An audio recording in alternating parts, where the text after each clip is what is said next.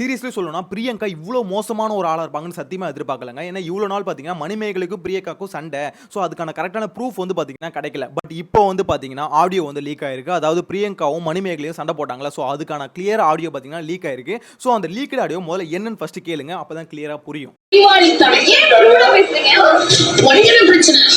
ஒரு நாள் இவளோட விஷயத்துல எதுக்குமே நான் வந்து போட்டி போடுவேன்.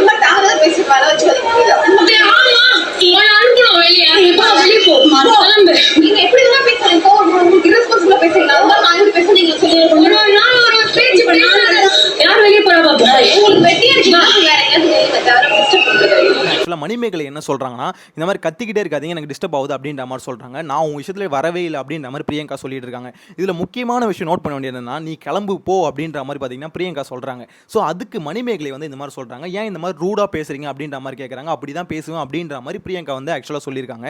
இதில் முக்கியமான விஷயம் என்னன்னா, யார் வெளியே போகிறா பார்க்கலாம் கிளம்பு அப்படின்ற மாதிரிலாம் சொல்கிறாங்க. ஸோ நீ போறியா நான் போறியான்னு பார்க்கலாம் அப்படின்ற மாதிரி பேசியிருக்காங்க. ஆக்சுவலாக அவங்க கிளியராக பார்த்தீங்கன்னா டிசைட் பண்ணி ஒருத்தவங்க டார்கெட் பண்ணி அடிக்கணும்னு சொல்லிட்டு தான் பார்த்தீங்கன்னா பிரியங்கா அடிச்சிருக்காங்க. ஸோ இது எந்த இடத்துலையும் பார்த்தீங்கன்னா எதிர்பாராமல் ரெண்டு பேருக்குள்ளே வந்த சண்டைலாம் இல்லை. பிரியங்கா ஆக்சுவலாக டிசைட் பண்ணிட்டு இருக்காங்க, இந்த மாதிரி மணிமேகலையை ஷோ விட்டு கலப்பணும் அப்படின்னு சொல்லிட்டு கிட்டத்தட்ட பார்த்தீங்கன்னா மென்டல் டார்ச்சர் கொடுத்துருக்காங்கன்னு சொல்லணும் மணிமேகலைக்கு. ஏன்னா அந்த மாதிரி தான் பார்த்தீங்கன்னா பிரியங்கா நடந்துகிட்டு இருக்காங்க. இந்த ஆடியோ கேட்கும் போது என்ன பொறுத்த வரைக்கும் பர்சனலாக எனக்கு அப்படி தான் ஃபீல் ஆகுது. உங்களோட கருத்து என்னன்னு மறக்காம கமெண்ட்ல மென்ஷன் பண்ணுங்க. ஆக்சுவலாக இதே மாதிரி தான் பிரியங்கா பிக் பாஸ்லையும் நடந்துகிட்டு இருந்தாங்க.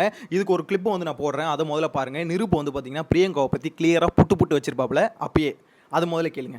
நீங்க எல்லாரும் பார்த்துருக்கீங்க, ஒருத்தர் அவளுக்கு பிடிக்கலன்னா அங்கேயே குடித்தோண்டு போச்சிருவா. தாமரை பிளாஸ்டிக் அவளை பிடிக்கலாம், அவள் தான் முடிச்சிருவா, அவளை பேசியே முடிச்சிருவா. இந்த கிளிப்பை பார்க்கும்போதே தெரியும் பிரியங்கா யாருன்னு. ஆக்சுவலாக ஒருத்தவங்களை பிடிக்கலன்னா அவங்கள பார்த்தீங்கன்னா காலி பண்ணுவாங்க அப்படின்ற மாதிரி நிரூப் சொன்னார்ல, அது இதுதான். ஆக்சுவலாக மணிமேகலையே பிடிக்கல, இந்த ஷோ அவங்க ஹோஸ்ட் பண்ணுறது வந்து பிடிக்கல. ஸோ அந்த ஒரு காரணத்துக்காகவே ஒருத்தவங்களை டார்கெட் பண்ணி வெளியே அனுப்புறதுன்னு சொல்லுவாங்களா, அது இதுதாங்க. ஸோ நிறைய பேர் பார்த்தீங்கன்னா சில இடத்துல பார்த்தீங்கன்னா ஆஃபீஸில் கூட இது நடந்திருக்கும். சில பேர் சொல்லுவாங்க, மச்சான் என்னை டார்கெட் பண்ணி என் மேனேஜர் வெளியே அனுப்பிட்டாண்டா அப்படின்ற மாதிரி. ஸோ அந்த மாதிரி விஷயம்லாம் இதுதான். இந்த மாதிரி டாமினேஷன் பார்த்தீங்கன்னா நிறைய இடத்துல ஆஃபீஸில் நம்மளுக்கு தெரிஞ்ச இடத்துல நிறைய இடத்துல நடக்க தான் செய்யும். ஸோ இந்த மாதிரி ஆளுங்கலாம் எவ்வளோ கேவலமான ஒரு ஆளுங்க அப்படின்னு சொல்லிட்டு பார்த்தீங்கன்னா நிறைய பேரால் வெளியே சொல்ல முடியாது. நம்ம ஆஃபீஸில் மேனேஜர்லாம் ஓவராக டார்ச்சர் பண்ணும்போது பார்த்தீங்கன்னா அந்த இடத்துல நம்மளால் வெளியே கூட சொல்ல முடியாது.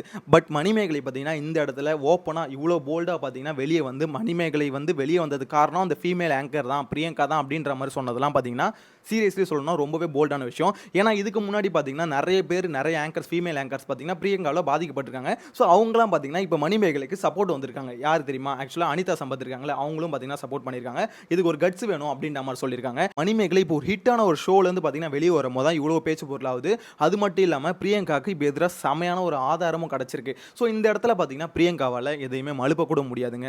இவ்வளோ கேவலமான ஒரு கேரக்டராக அவங்க இருக்கிறத பார்க்கும்போது சீரியஸ்லி சொன்னால் செம காண்டாகுதுங்க. ஏன்னா நான் இதுக்கு முன்னாடி இந்த ஆடியோ கேட்கறதுக்கு முன்னாடி பார்த்தீங்கன்னா ஓகே ஏதோ ஒரு சின்னதாக மிஸ் அண்டர்ஸ்டாண்டிங் இருக்குது. ஸோ அதனால தான் பார்த்தீங்கன்னா இவங்க ரெண்டு பேருக்குள்ள செட் ஆகல, கிளாஷ் ஆகிட்டு வெளியே வந்துட்டாங்க அப்படின்ற மாதிரி நினச்சிருந்தேன். ஆனால் இவ்வளோ பெரிய சண்டை போயிருக்குன்னு எதிர்பார்க்கலங்க. ஆக்சுவலாக இதில் அவ்வளோ கிளியராக பிரியங்கா சொல்கிறாங்க, யார் கிளம்புறான்னு பார்க்கலாம் அப்படின்ற மாதிரி சொல்கிறாங்க. ஸோ அப்போ என்ன ஆகுது, எனக்கு நீ இருக்கிறது பிடிக்கல அப்படின்ற மாதிரி சொல்கிறாங்க. அப்படின்னும் போது ஒருத்தவங்களை டார்கெட் பண்ணி வெளியே அனுப்பியிருக்காங்க பிரியங்கா அப்படின்றது கிளியராக இதுலேருந்து தெரியுது. ஸோ இது வந்து ரொம்ப ரொம்ப கேவலமான ஒரு விஷயம், ஒரு எச்சத்தனம்னு கூட சொல்லலாம். அவங்களோட வளர்ச்சி பிடிக்காம, இந்த ஷோவில் அவங்க ஆங்கராக இருக்கிறது பிடிக்காம ஒருத்தவங்க டார்கெட் பண்ணி அடிச்சு மென்டலாக டிஸ்டர்ப் பண்ணி ஒருத்தவங்க வெளியே போக வச்சிருக்காங்க. ஸோ இந்த அளவுக்கு ஒஸ்ட்டான ஒரு கேரக்டர் இருக்குல்ல, அந்த கேரக்டர் பார்த்தீங்கன்னா இன்னைக்கு ஊரே ரவுண்டு கட்டி அடிக்குது. அது அடிக்கிறது எந்த விதமான தப்பும் இல்லை அப்படின்ற மாதிரி தான் தோணுது. உங்களோட கருத்து எதுவாக இருந்தாலும் மறக்காம கமெண்ட்ல மென்ஷன் பண்ணுங்க. இன்கேஸ் இந்த வீடியோ பார்க்குற நீங்கள் அந்த மாதிரி ஒரு சுச்சுவேஷனில் இருந்தால் நீங்கள் அதுக்கு எப்படி ரியாக்ட் பண்ணுவீங்க அப்படின்றதையும் மறக்காம கமெண்ட்ல மென்ஷன் பண்ணுங்க. நெக்ஸ்ட் வீடியோவில் மீட் பண்ணலாம். பேஜை ஃபஸ்ட் டைம் பார்த்தீங்கன்னா மறக்காம ஃபாலோ பண்ணிக்கோங்க. Bye by.